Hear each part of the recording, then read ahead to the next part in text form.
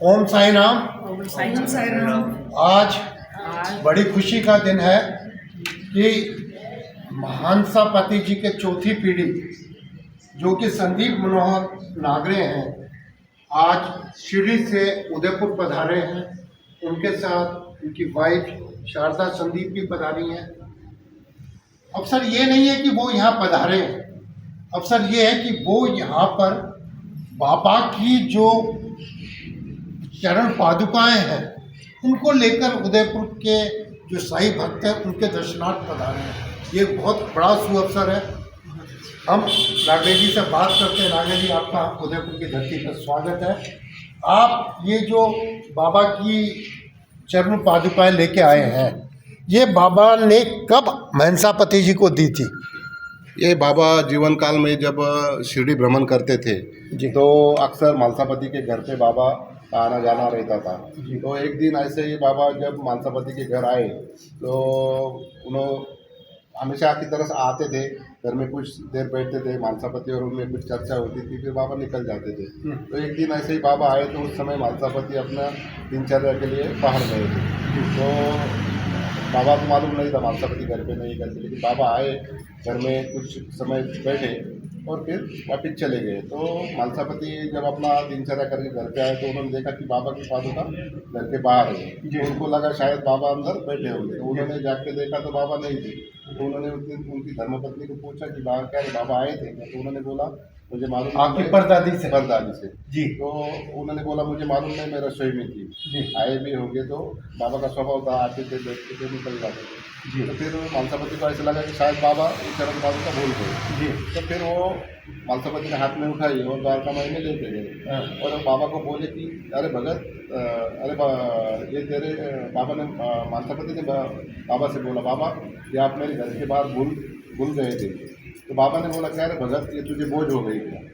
अच्छा, तो इसे मुझे बोझ हो अच्छा, गई क्या? बहुत बड़ी बात। तो मानसापति को ये बाबा के वर्ड का मीनिंग मालूम था। तो बाबा ने बोला, मानसापति ने बोला बाबा ऐसा कुछ नहीं है, मैं आपका बाबा ने ये नहीं कहा कि आपका आशीर्वाद चाहती है। तो फिर वो बाबा ने, मानसापति ने वो समझ लिया कि बाबा क्या कह रहा था। फिर मानसापति ने वो पादुका उठाई और हमारे घर पे ला के रखी। तो उस दिन से मानसापति उसकी पूजा अर्चा करते थे। फिर उनके बेटे मार्तन, मेरे दादाजी जो बाबा के गोद में बेटा है जी, वो ये आपके दादाजी हैं?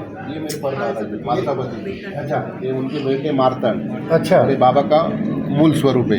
ओके। अच्छा, ये तीनों हैं? हाँ। ये आपके महंसापति जी हो गए, हाँ। उनके बेटे हो गए, ये आपके दादा वो हुए मेरे दादाजी है और ये सब बाबा हो गए। हाँ। तो ये उस जमाने का फोटो है जब बाबा आपके घर पधारा करते थे। हाँ, तो ये तो द्वारका माई का फोटो है। जब कोई भक्त फोटो लेते थे तो उस समय का एक ओरिजिनल फोटोग्राफ है। जी जी। तो फिर जैसे ही फिर उस दिन से मानसापति ने उस चीज़ों को संभाला।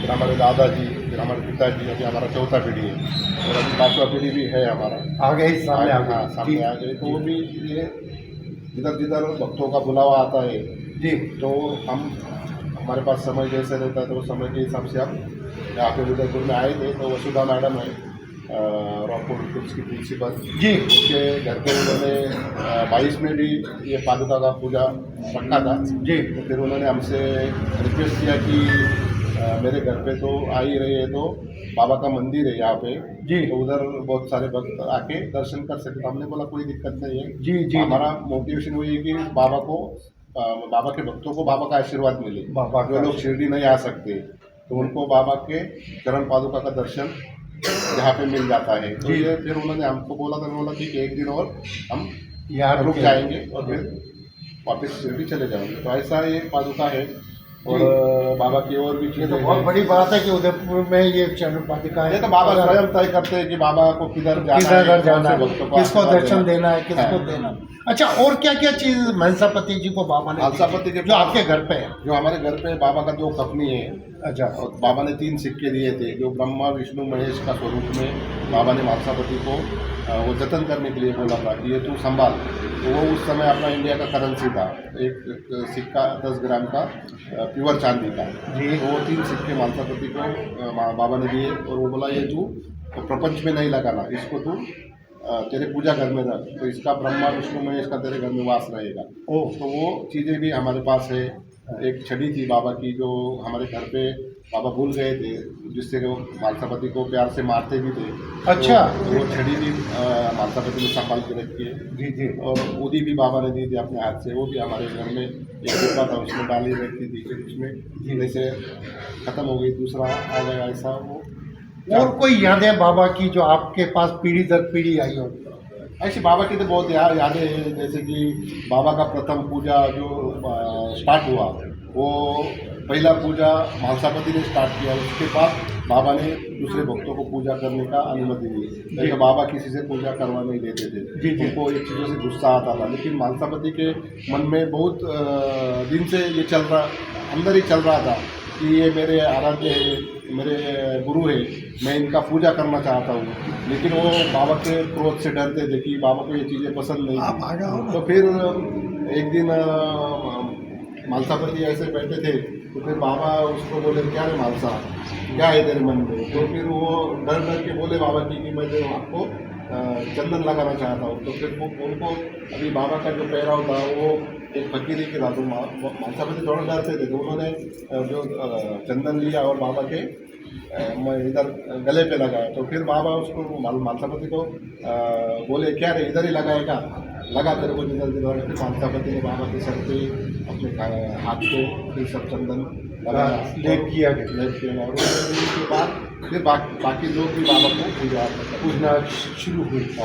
एक चीज़ जो आपसे बढ़िया कोई नहीं बता सकता, क्योंकि बाबा आपसे टच में रहे, बाबा आपके घर में आते रहे, मालसापति ने पहली उनकी पूजा शुरू की। बाबा की आइडेंटिटी को लेकर के एक बड़ा प्रश्न चिन्ह खड़ा किया जाता है पूरे देश में कि मोहम्मदन थे कि हिंदू थे। उसको लेकर मालसापति ने आपकी पीढ़ी में क्या बताया कि बाबा किस धर्म से बिलोंग करते थे? नहीं, बाबा जब पहली बार शिरडी में आए तो बाबा को उस समय किसी ने भी पहचाना नहीं था। बाबा नीम वृक्ष के नीचे एक युवा अवस्था में कुछ समय रहे, वहाँ पे तपस्या करते थे, ऐसा बोला करते, उसका कोई आइडेंटिफिकेशन नहीं है। और फिर बाबा वहाँ से गुप्त हो गए और उसके बाद कुछ सालों बाद वापस बाबा चांद पटेल एक मुस्लिम जो धूपखेड़ा गांव का पटेल था, उसके भांजे की शादी में बाबा शिरडी में आए जी। तो शिरडी में वो बाराती बन के आए थे।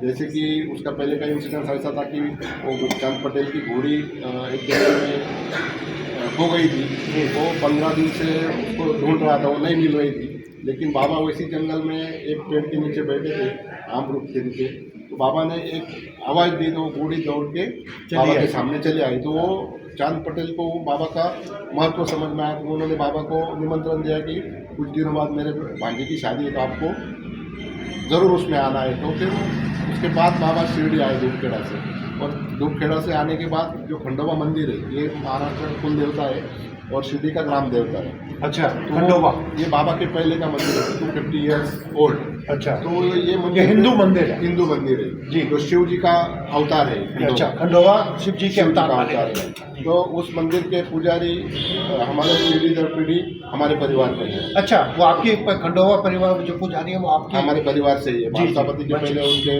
पिताजी जी फिर मालसापति, ऐसा हमारा ट्रेडिशन चल रहा है। तो उसी समय जब वो बारात आई, रात में वो खलियान था, वहाँ पे उन्होंने स्टे किया और दूसरी दिन बाबा मंदिर की तरफ आ रहे थे, मालसापति पूजा करके बाहर निकल रहे थे।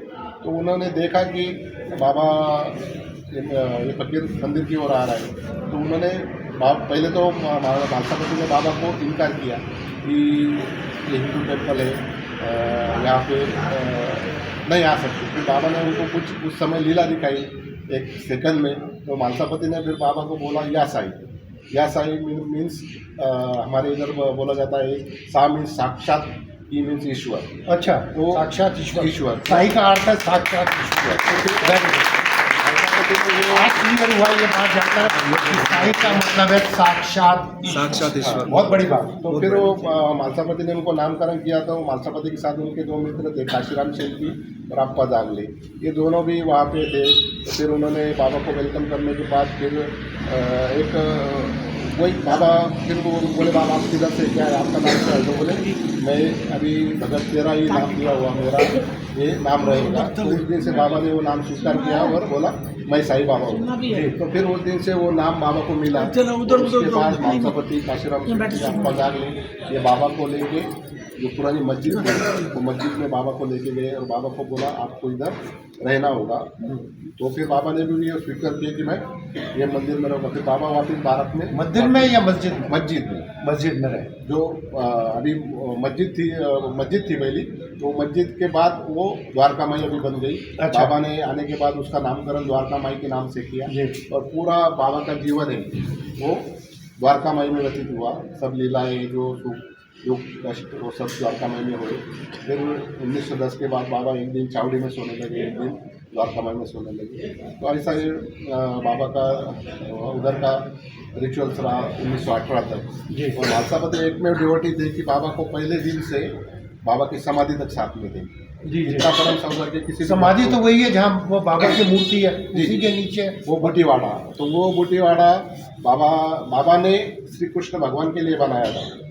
अच्छा, हाँ, ये एक नई बात निकल के आ रही है कि बाबा ने बूटीवाड़ा को भगवान कृष्ण के लिए बनाया। कृष्ण के लिए तो इसका मतलब वो भगवान कृष्ण के और भगवान शिव के बहुत बड़े आराधक रहे। जी जरूर। तो फिर वो बूटीवाड़ा उन्होंने कृष्ण के लिए बनाया था, लेकिन फिर आखिरी समय में बाबा ने स्वयं इच्छा प्रकट की कि अगर कृष्ण की जगह मैं इधर बैठूंगा तो आपको चलेगा क्या? तो फिर सब भक्त तो आनंदित हो गए। मतलब ये था बाबा ये जानते थे कि मुझे कृष्ण की गोद में जाना है। हाँ, तो फिर उस दिन से फिर बाबा ने वो सब भक्तों ने बाबा का समाधि इधर वो कृष्ण का मूर्ति बिठाने वाला था उधर बाबा का समाधि ले लिया। फिर उसके बाद कम से कम 1952 तक वहाँ पे फोटो रख के बाबा की पूजा होती थी और उसके बाद फिर मूर्ति का स्थापना हुआ।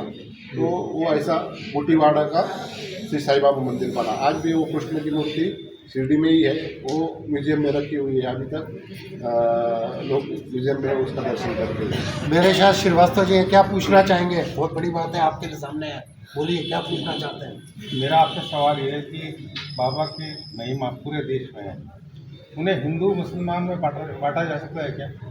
नहीं, बाबा तो अवतरित पुरुष थे, बाबा का जन्म नहीं हुआ ऐसा हम मानते हैं। और बाबा हमारे परदादा जी मालसापति जी, हमारे दादाजी, वो भी 27-28 साल तक बाबा के साथ में थे। जैसे बाईदा माँ थे, दादा पाटिल थे, श्यामा थे, जो शिरडी के अनुयायी थे, बाबा के भक्त थे। वो दिन भर में बाबा के कई घंटों बाबा के साथ बिताते थे। तो बाबा ने अपने जीवन काल में 60 साल, ऐसा बोलते हैं कि शिरडी में बाबा रहे, तो 60 साल में बाबा ने किसी को भी अपने माँ बाप का कभी पता जिक्र किया नहीं। तो मालसापति बाईदामा दादा पटेल ने बाबा को हमेशा पूछते थे कि बाबा आपकी माँ कौन, आपके पिता कौन? नहीं, बाबा ने बताया साहब, शिरडी साईं चरित्र में लिखा हुआ है। बाबा ने कहा मैं ब्राह्मण कुल में पैदा हुआ था। नहीं, वो जो आपने पढ़ा है वो मूल आवृत्ति नहीं है। जो पढ़ा होगा वो मूल आवृत्ति नहीं है। मूल आवृत्ति में ये कोई उल्लेख नहीं है। ये तो बाद में उसमें बोलते हैं हेमाड पंत ने जो लिखा है, हेमाड पंत में जो मूल साई चरित्र है जो 1931-32 में पब्लिक हुआ था, उसमें ये नहीं है। ये बाद में कुछ लोगों ने उसमें डाल दिया, ऐसा बोलते हैं। शारदा जी, आप भी इस पीढ़ी से हैं बाबा के, क्या कहना चाहेंगी आप यहाँ आई? मैं तो कहना चाहूँगी, मेरा नसीब है कि शिरडी में मैं शादी करके आई, ये तो मेरा नसीब है। जी, बाबा के बारे में क्या कहेंगी आप? क्योंकि आपका पूरा परिवार बाबा से जुड़ा है, अब आप इस परिवार की बहू हैं, तो बाबा को लेकर के आपके यहाँ पूजा अर्चना वगैरह जो कैसे क्या होता है आपके यहाँ? पूजा अर्चना होती है हमारे जी। इधर शिरडी में, गुरुवार को पालकी निकलती है। जी। और एटमॉस्फेयर घर का कैसा है आपके?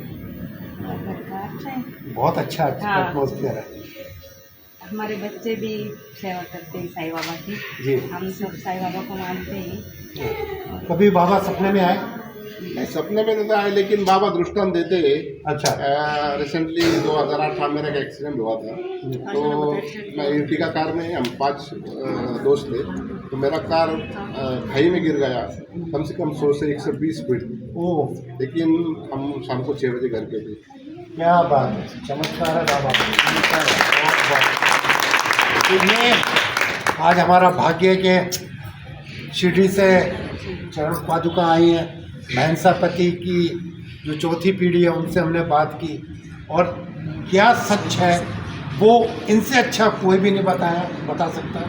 आपसे बात की, आपसे आपने दर्शन करा, आपका कौन कौन समझेगा? तो बाबा ने आपको सुना कि मुझे आपके धरती में जाके आप लोगों को दर्शन देना है।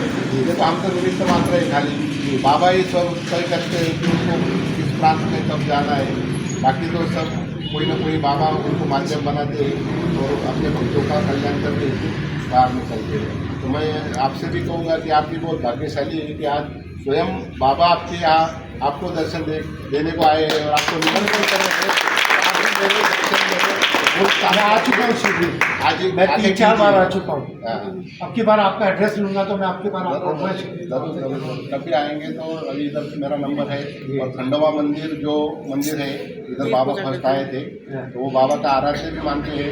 और जितने भी भक्त बाबा के आराध्य देव खंडोबा है। खंडोबा है, ये भी एक बहुत बड़ी बात है। अगर खंडोबा उनके आराध्य हैं तो इसका मतलब वो हिंदू धर्म में बहुत बड़ी आस्था रखते थे। शिव मंदिर में उनकी आस्था थी और कृष्ण की गोद में उन्होंने अपनी जीवन लीला को समाप्त किया। आज भी वो उनकी गोद में बैठे। आपने हमसे बात की। और एक बड़ी बात है कि श्रीपाद श्रीवल्लभ स्वामी जो दत्त भगवान का अवतार माने जाते हैं, तो 700 साल पुराना उनका जो चरित्र है उसमें ये क्लियर से लिखा हुआ है कि यवन रूप में ये शिल्दी नाम के गांव में अवतरित होंगे। अच्छा। तो ये बातें 700 साल पुरानी जो चरित्र लिखा था, अच्छा, उसमें लिखी हुई है। वाल्मीकि क्या नाम बताया? श्रीपाद श्रीवल्लभ स्वामी। हाँ, ये श्रीपाद दत्त भगवान के अवतार है जी। तो उन्होंने उनके जो चरित्र लिखा था तो उन्होंने ये बात उस समय में लिखी थी कि ये हनुमान का रूप भी है और ये यवन रूप में, यवन बोले तो मुस्लिमी वेश में वो शिल्दी नाम में अवतरित होंगे। और अवतार उनका मतलब वो वेश उनका मुस्लिम होगा, मगर हिंदू धर्म के प्रति हाँ। खंडोबा को, कृष्ण को और सबको। और बाबा ने कभी अपने जीवन काल में जो अभी ये लोग बाबा का प्रचार करते हैं तो बाबा ने कभी भी किसी एक जाति को बढ़ावा नहीं दिया। बाबा सब धर्म के लोगों को प्यार से, आदर से सबके दुख दर्द नष्ट करते थे। बहुत से मुस्लिम भक्त भी बाबा के भक्त थे और हिंदू तो लाखों करोड़ों के इसमें अभी शिरडी में आते हैं। तो उनका विश्वास बाबा में है। बाबा ने खुद को कभी भगवान बोला नहीं और वो भगवान ने कभी अपने आप को भगवान, ये तो हम लोग बाबा को भगवान बोलते हैं। तो ऐसा बाबा का स्वभाव था। आज बहुत सी बातें बाबा के बारे में हमने जानी। आपसे फिर बात करेंगे, बाबा ने अवसर दिया तो फिर आपसे बात चर्चा करेंगे। बहुत बहुत धन्यवाद। जय ओम साईं।